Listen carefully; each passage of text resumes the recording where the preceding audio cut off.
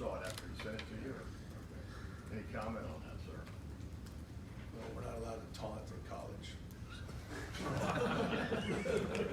We had our chance. We didn't come through. So, but it looked like they're playing well. He's doing great. It looks like their team was really, really good. I had Tevin Coleman, old running back from Indiana, popped a few runs in there. And when I was a young coach at Oklahoma, George Kittle was a high school kid growing up. So watching him play was kind of fun. You know, with some of those guys involved in that game. Far left, Lori from 610 WTBN. Coach, every assistant that we've talked to so far has pretty much raved about working with Ryan Day. I'm wondering what your experience has been working with him as the head coach. Again, very positive. You know, we were pretty close the last few years working together anyway, and so I think I personally felt I had a good pulse of him within our offense. I mean, in my world, even though he's the head guy, we're really working a lot offensively. And as we went through that the last few years, it's always been very, very positive. And you know, I get a lot of respect for what he does, how he does it. I think with my background offense, his background offense, I think we complement each other with some of our strengths and views. And to me, when you're looking at football as a coach, it's no different than in the art world. When you go to a museum, you look at a piece of art, people see different things. You know, I see things differently. I don't see them right. I don't see them wrong. I have a view and I see things. He has a view. Coach Yurcich has a view. Coach Alford, Coach Stud, Coach Trump, we all have a bunch of different views. And then what he does in our room and does a great job just managing that. And we try to streamline it so we don't get all over the place. But he's great with, you know, we still spend a lot of time as far as with work, the volume of work. I think he's very respectful of time, and we can get breaks to get with your family. For example, Friday night's a big night of prep. I've been fortunate to see my kid play every home game that we've been home. I saw my son play a Friday night game. You know, Coach Meyer would do that, go see Nate play. So I appreciate the opportunity to also, in your great working environment, but you have a lot of family time, which is really cool. Front row left, Nathan from Cleveland.com. Just curious what your thoughts on the offensive line after you watch the film. You know, we're playing really hard, and sometimes it's not really as clean or ID'd, or defenses are so multiple where they're coming from, and all of a sudden there's a safety involved in the run game, and you didn't recognize it, and you thought you were working to a linebacker, but in fact that linebacker actually got a little minused over, and it's a safety, and all of a sudden the lineman slanted into a gap. So sometimes there's some muddy water out there and it's not clean, but they're playing so hard and rolling off the ball, and as the game gets going with Josh and Wyatt and Joan inside, they get a lot of confidence communicating, and you can just see them playing with momentum. And you see them, even though it's not clean all the time, and the way that JK and Master and what Tony's doing with the running backs, those guys are running hard. I think the tight end guys are complimenting those guys well. That I think it's not pretty all the time. I think when you play, you can feel us. You can feel them. You know, you watch sometimes really good defense, you can feel the tape. I think you can feel our offense right now as we're building momentum, and I think really good teams build momentum as the year goes. I think really good running teams build momentum. We're going to play some great run defenses in this league down the stretch. You do every year. I don't know if we played well the other night, but we played awfully hard, and there was a lot of good plays that happened in the run game. That's a credit to those guys and Coach Stud. And I think their effort and mindset, and also the way they're taking care of their bodies, and practicing well. Because when you're a big dude up there banging now, that adds up. There's a way that we need to practice, that we learn how to play the game right without beating ourselves up. And there's a way that they have to learn how to sleep and eat properly and come in so they can play. It's a fun group right now. I enjoy watching them, enjoy working with them a little bit too.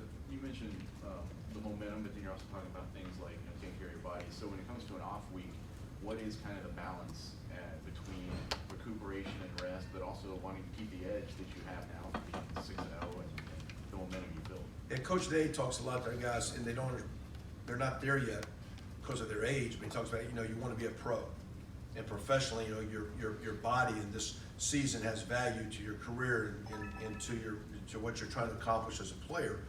And so, how do you take care of yourself? We can take the foot off the accelerator and lose momentum, which happens a lot in open dates. You can also over practice as a coach or as a player, push too hard. So there's a balance, and I think you know, the kids that have maturity and the coaches that can see the big picture and have the maturity can find that balance where you get the team fresh, but we can also be fresh and stale. We don't want that. I mean, there's a fine line there. So I think it'd be interesting as we go through this week, and of course the key is when we crank back up on Sunday to build momentum and get back into the flow for those next two games. Third row middle, Dan from 11 Warriors.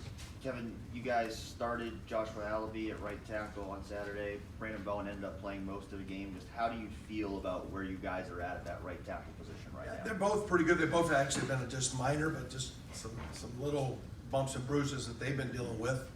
I think Josh hadn't played a lot. Brandon Bowen was a little banged up going into the Nebraska game, was available. Josh went out playing well. Brandon had not practiced a lot that week. Last week they both had practiced a lot, but actually having played more, I think Josh Allaby was a little banged up and struggled early. And Coach went with Brandon. Those guys are capable of being really good, but I think we might need both to be really good, if that makes sense. And they both can play off each other, complement each other, keep each other fresh, keep each other healthy, and they both have some different strengths. So I think as we go down the stretch, I don't know if kind of get tied in. It doesn't matter who's going out there first; they're all playing. And I got a feeling both those cats are going to be playing for us down the stretch in this Big Ten run. And just overall, how do you feel about the way that depth has developed? Guys like Petit Frere and Harry and Gavin and Matthew. How do you feel about how ready those guys are if they need to step in and play? I'm very confident with the two you mentioned for sure with Nick, even though the two fifth-year guys are probably a little bit more along with knowledge, but he's had a tremendous offseason, spring. I think he's ready and able to go. I think Coach Studd has a little bit more confidence in a couple of these Big Ten games here with the fifth-year guys, with the veteran side. I think Harry has been very, first of all, I think Josh Myers is playing real good. I mean, real good. Yeah, real good. And he's playing good.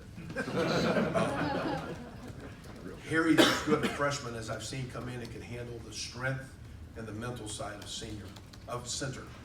And I think he's very capable and able to play right now. He's not because the other guy's playing outstanding.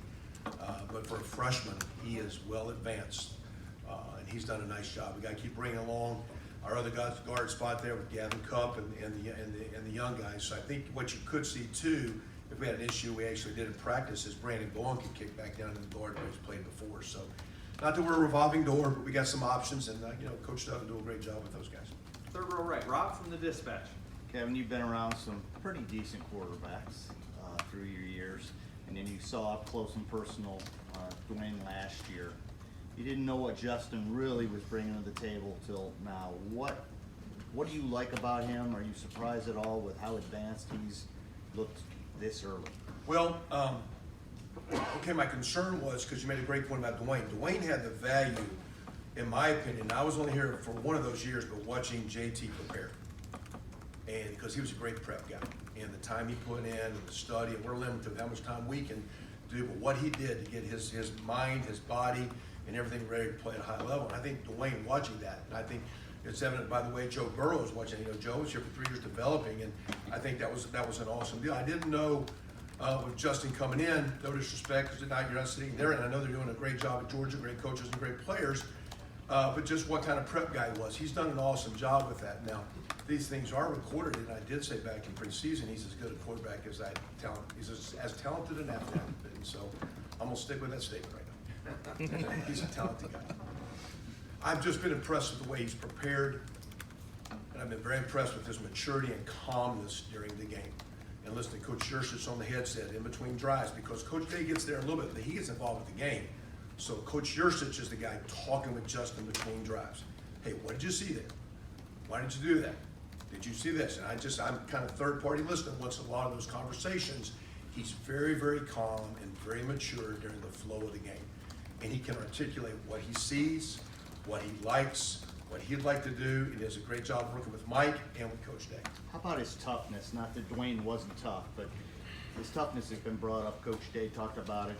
Where are you on that line of comparing him to other guys, and how important is toughness in a QB? Well, I think there's different types of toughness. Now, there's some quarterbacks that to me can be real tough and never take hits, but just the way they stand in there, their presence, their eye contact, the way they look at people, the way they're it's toughness meaning you're big enough and strong to run through a hit and take the hit. That means you're physically tough.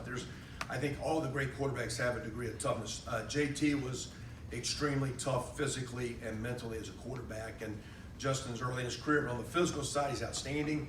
And what I'm talking about, what I feel he's a very mature young man. I think he's got a chance to show a lot of that mental toughness that all the great quarterbacks have. So he's on track to be have that skill at a high level. And that's a talent you don't put a stopwatch on. That is a great talent to have. Right behind him, Patrick from Buckeye Sports Bulletin.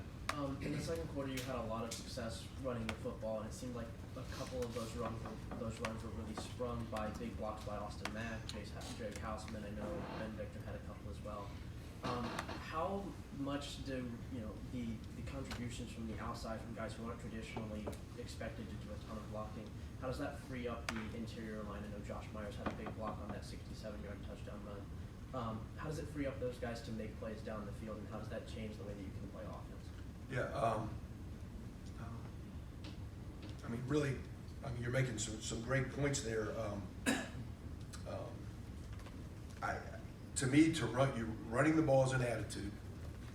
It's a mindset, and it's a group set. But so is passing the ball. Pass the ball without great protection and spacing and speed and timing, so it takes all 11. I think as the game goes along, if we were to take a sledgehammer and start smashing the walls here, we used to always say pound the rock's the old analogy, right, Jim? We're gonna pound the rock. Well, the rock doesn't bust on the first pound. Matter of fact, you don't even make a dent or a crack. But if you keep pounding on the rock and you keep pounding on the rock and you keep pounding on it, as an old Coach Walker did, you keep pounding that rock, it'll eventually bust. So I think it's the second, third quarter, as we started early, it doesn't look like much is happening, but if your line keeps coming off those blows and that momentum kind of adds up. So that's a part of maybe the run game as it continues. Plus, as coaches, sometimes maybe you're a little too cute, or you're trying to you get into a flow of what they're doing. Like we made a couple adjustments. Hey, they're supporting this play this way, so get to this run. And some of those runs went for 6 and 7 and 8 that in the first half went for 2, and the first quarter went for 2 or 3 or nothing. It was just slight, subtle adjustments that we had to make as coaches. Players have to make those adjustments. Your wide receiver, you come here to catch your balls. And right now we're running the ball well, and we're trying to get the flow with our quarterback and our receivers in place. But to have those guys sell out and block is the sign of the selflessness that a great team has, and that's tough. I saw Luke Farrell after the game and with his parents, and I made a comment. I said, it's amazing. 4 games you didn't have a catch and you didn't say a negative word. It's amazing how the good Lord takes care of those who don't complain. And all of a sudden, he wasn't even supposed to even really be in the flow of the picture, and then boom, there's a ball, come on. All of a sudden, you make a touchdown. And like I told him, as soon as that happened on the headphones, I go, hey, a blind hog finds an acre, and anybody get lucky, make a play. We got to play a good game. There's a lot of football to play. He played a good football game. And that's what, to me, to see Austin Mack have the great competitive Nebraska touchdown catch is awesome, but to sell it for your brother is a part of our brotherhood, and I appreciate the way our perimeter guys are, because they want the ball. Ben Vick wants more of those touchdowns. So does Garrett Wilson. I thought Garrett Wilson did a tremendous job for freshman blocking the other night. You didn't mention him. That's part of him is you didn't sign up for that technically when you signed here, but really once you get here, that's what you buy into. And I appreciate our guys for doing that. From your right, Austin. Yeah, Go ahead. you talked about Luke getting that catch. And, Yep. I know you can't just measure receptions for success for tight ends. You guys do a lot of other things positionally. Have they got the amount of targets that you expected so far, more or less, through 6 I think games? right now we're probably a little bit, not even just office, maybe a little bit less because the running game's going. I think we're just kind of leaning on that and getting the feel for Justin as a new quarterback and getting him off and started. So in general, probably, I think last year probably a little more in that 35 to 40 range throwing. Now we're in that 25 to 30, so we're just a little bit down. That's just kind of where we're now, and that's kind of week to week, and that I'm sure will change as we keep moving. But it's tough because guys want those targets, and the hardest thing here is to keep great players who every player still has that ego, how to keep him to buy into the team aspect and be humble, because that's a hard job. And What's that conversation like? I don't know. You don't control the reason. Even when we've had, for example, specifically in the tight end world, we've had a couple games with specific things that were going to work. Then the flow of the game just never happened. Just never happened. And all of a sudden, here's a play tonight that he's a part of the progression. He's like number 4 in the deal. Just seldom, if ever, comes your way, and it becomes a touchdown that we needed that really got the momentum going in that second quarter for us. So, bottom line, we as coaches, it's your ability to connect with the players. As Coach Day was talking to us about today, and as much as anything, if the way I think this world and the way that the good Lord's made us, the more we give to others, you're going to get it back. If it's about you, I know every time it's always been about me, it's not seemed to go right. When it's about others, it's amazing how that works out. And you just keep selling it to the team. And right now, with the way Coach Day and the staff's got it going, there's a lot of buy-in with that right now. We just want to keep that going. Jerry said I could go next. You notice- Oh, he's cut line. No, no, no, Lunch Tim. with me, I've seen him cut line. Next, Tim, let him enroll.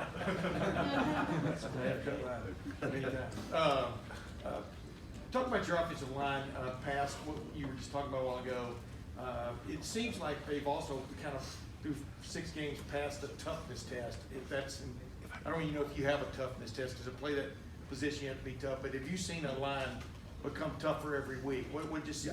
in that regard? And again, another great question. I personally have always felt from years ago, in your center gym I play, it's a tough position. Yeah, but when you pop the pads, you have to build that back up. You don't start back where you were.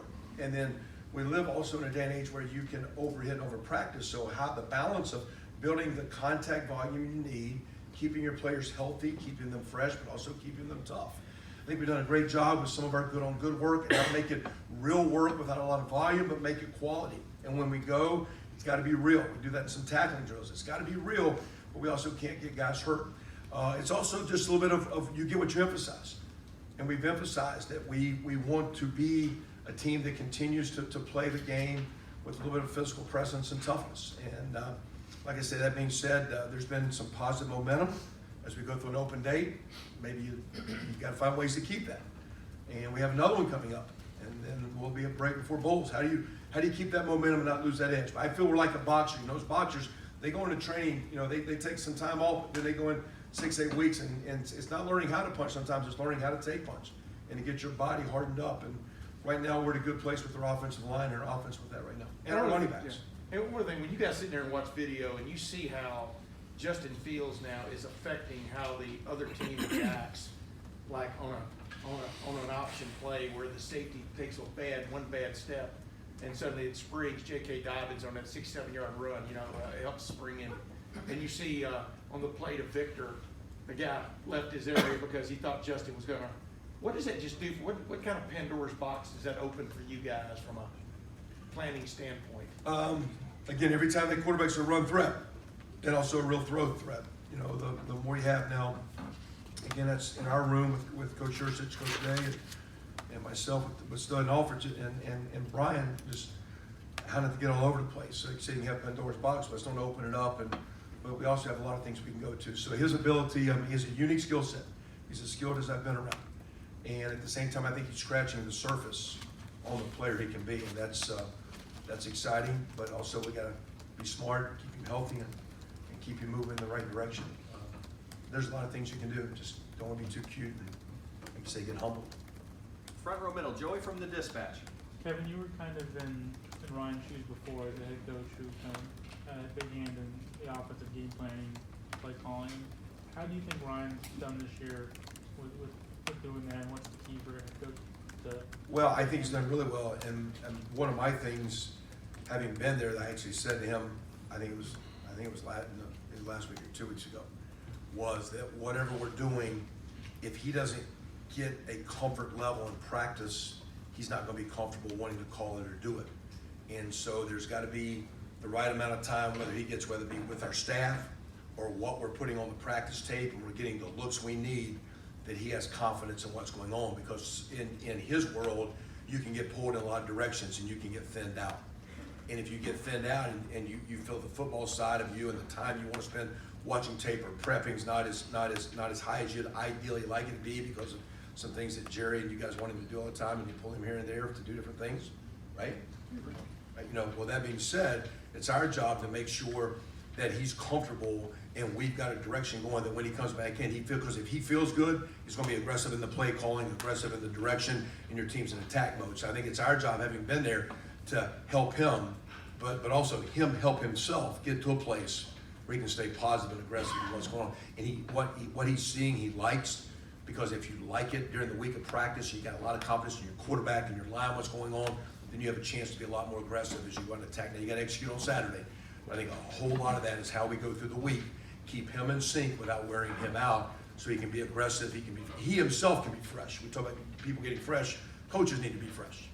You know, Coach Stoops was always big at Oklahoma, that staying fresh, because you're confident, you're more aggressive, more assertive, and right now in 6 weeks, I think he's done a masterful job of that. I think he's been awesome. You said you were telling that during a practice, or? They're doing we were just talking prior to a meeting one day about something, and I said, hey, coach, listen, I know, we gotta get it where you're feeling good about it, because if you feel good about it, it'll flow then, and so that's just a little bit that's the player's job to practice well, it's the coach's job to be prepared, it's us to put together a great practice script, and again, we do a phenomenal job. We get practice, basically, Coach Ursich and myself, we run the defense, and we're bringing every wheeling, dealing, blitzing, everything we can think of to make our players work. Because the harder practice is, the greater the practice, the greater the game day is going to be. And the more we can make practice a learning environment, but also a confidence builder, I think puts a lot of trust in Coach Day as we keep moving forward. Folks, I gotta wrap it up here. We got time for just a couple more questions. Front row left, Doug from Cleveland.com. Kevin, we know you're saying, like, when it comes to Luke, it's not about just one play, it's about how you play through the course of the game. But on that touchdown, he seemed pretty determined to find his way into the end zone one way or the other. What did you think of the way he sort of muscled through some of those guys? I thought he did a great job too, just taking care of the ball, because as he spun off, he had the ball tight. There's 3 or 4 guys right around him, and it was a heck of a play. And I think, quite honestly, even the conversation I had post game, he's played well for us. I think he is a better football player than he thinks he is. I'd like to see him play with a lot more confidence, swagger, whatever word you're looking at. I'd like to see, because I think he's capable of being a really complete tight end player. And not because you make one catch. I'm talking about the blocking game and his ability to finish some blocks. He's doing a great job in pass pro. Does really well in perimeter. He's our most consistent guy. I'm really challenging him as good as he's playing. I think he can be more of having that physical dominating presence you want. I think he can really help us and Rashad down the stretch, Jake and Jeremy as well. He said after the game, getting into the end zone just was a big deal to him, that he could do that for his team in that environment. He said it almost made him emotional in the moment. Like, the idea of some of these guys, how much it means to them to do this kind of thing. When you hear one of your guys is so excited about that opportunity, what does that tell you about Luke or about what you guys are doing? Well, one, you want all of the fellows, says a lot about Luke. In fact, we went through a couple goals for this week, and one of his goals was to have better effort in practice and have better film study. And here's a guy, I think, doing it maybe the best of anyone. A guy saying, I want to be better in those areas. So those are some of those neat skills and qualities that great players have. He's got a good physical skill set. He's got a great inner drive, and like I say, he's a little quiet. I'd like to see his confidence continue to grow. I think he's on the verge of being a really strong player. Great. Coach, thank you very Thank you. much. Thank you. Thank you.